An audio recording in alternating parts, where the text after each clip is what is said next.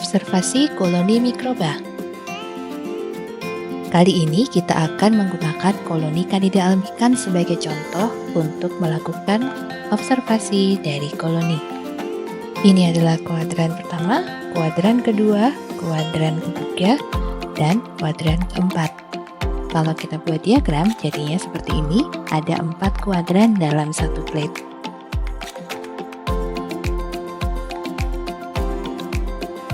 Identifikasi koloni hanya kita lakukan pada koloni yang terpisah. Hitung ukuran koloni dalam satuan milimeter. Lalu deskripsikan bentuk koloni, bisa bulat, lonjong, irregular, dan sebagainya. Lalu deskripsikan warna koloni sesuai yang kita amati. Kita amati koloni lebih dekat lagi. Pastikan pencahayaan cukup untuk melihat tepi dari koloni yang sedang kita amati.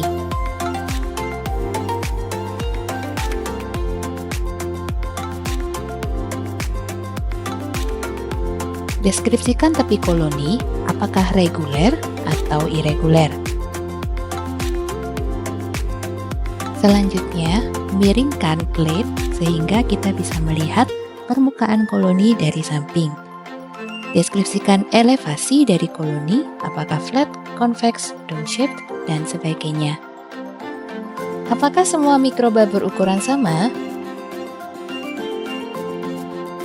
Kadang kita menemukan koloni yang seperti ini, halus kecil-kecil sehingga tidak bisa kita amati dengan menggunakan penggaris satuan milimeter.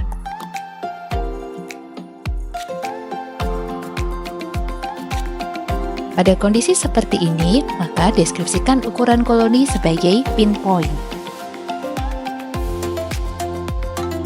Karakteristik khusus identifikasi pada observasi makroskopik. Mikroba penghasil pigmen, contohnya Staphylococcus aureus, menghasilkan pigmen staphyloxanthin yang berwarna keemasan. Contoh lain, Pseudomonas aeruginosa yang menghasilkan pigmen pioverdin dan piocyanin yang ketika bergabung menghasilkan warna kuning kehijauan di atas agar. Fermentasi oleh mikroba. Contoh pertama, mannitol salt agar adalah sebuah agar dengan kandungan mannitol. Bakteri Staphylococcus aureus memfermentasi mannitol, menghasilkan perubahan pada pH yang diikuti dengan perubahan warna dari merah menjadi kuning. Contoh yang lainnya adalah McConkie agar. Ini adalah medium dengan kandungan laktosa. Apabila dalam medium tersebut tumbuh bakteri yang dapat memfermentasikan laktosa, sebagai contoh Escherichia coli, maka akan terjadi perubahan warna medium menjadi pink. Apabila tumbuh bakteri yang tidak dapat memfermentasikan laktosa, sebagai contoh adalah Salmonella enterica, maka akan terjadi perubahan warna medium menjadi pucat atau colorless. Selain itu, kita juga bisa melihat karakteristik khusus yang lainnya.